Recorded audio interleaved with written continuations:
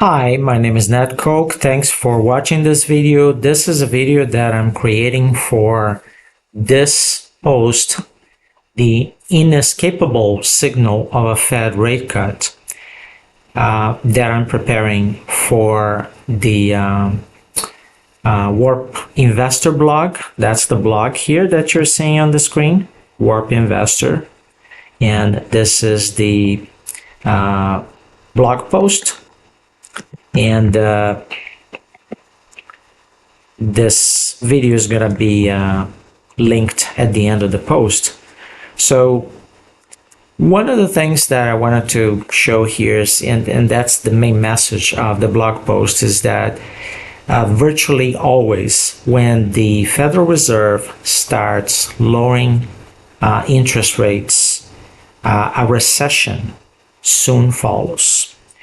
And you can see this on this graph here. So virtually always. So you have a period of, interest rates go up.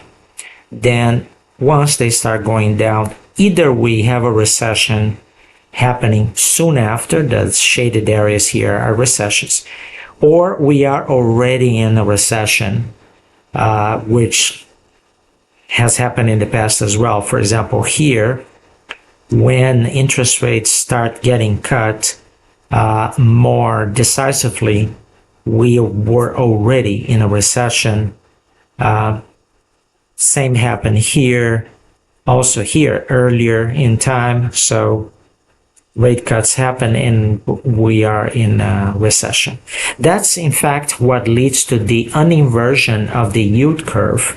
So rates, short-term rates go down very quickly, and the long-term rates, they take, there is still a lag time between them being high and then going down, and then they eventually go down. But this uninversion, this steepening of the yield curve is caused by this decrease in rates. So the Fed does not cut interest rates, typically does not cut interest rates in a period of economic strength. Now, one could argue that, hey, we're going through a period of positive annual GDP annual growth, and indeed it is. We are at 2.1%.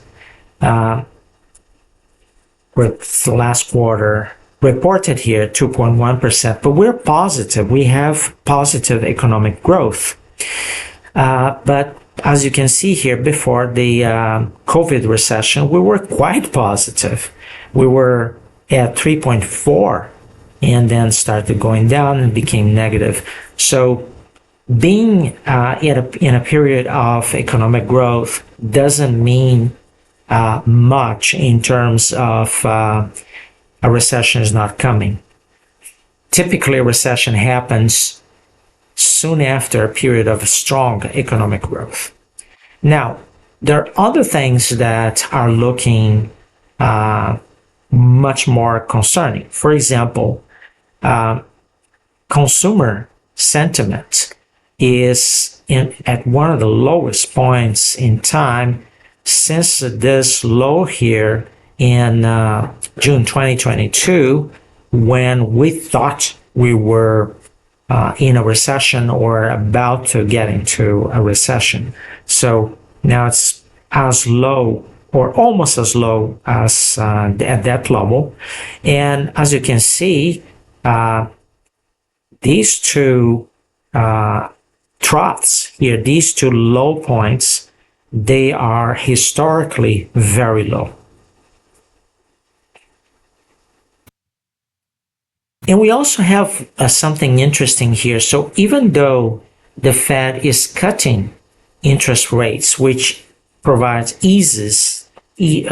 an easing effect in the economy, not right away, because most of lending is based on the 10-year